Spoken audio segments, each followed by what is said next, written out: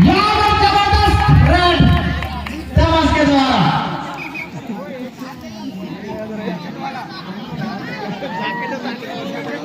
और जैकेट वाले गुप्ता खाते हैं धीरे धीरे। और जैसे ही रेड में गया पकड़े गए। बड़ा ही खतरनाक रेडर, पैंसर रेडर बहुत कम देखने को मिलता है जो जैकेट पहने और पकड़ा जाते हैं। हाँ तमाश, ये तो है खिलाड़ी वेस्ट इंडीज वाले, ऐसा जब मारते हैं कि 1 विकेट लेके चले गए। हाँ पर 1 पॉइंट। और यहाँ पर कबड्डी डरे हुए सामने हुए, लास्ट विकेट है ये, पकड़े गए तो यहाँ पर 1 पॉइंट लेकर गए हैं। आलू गए बालू खाने।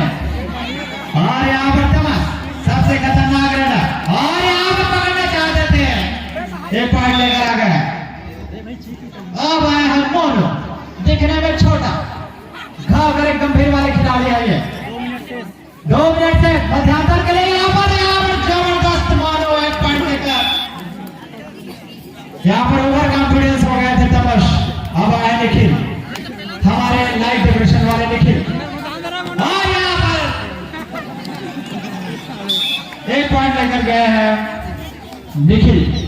और मानो झटके वाले खिलाड़ी हैं, थ्रेसर मिस के जल्दी आए हैं कबड्डी खेलने ऐसा करके।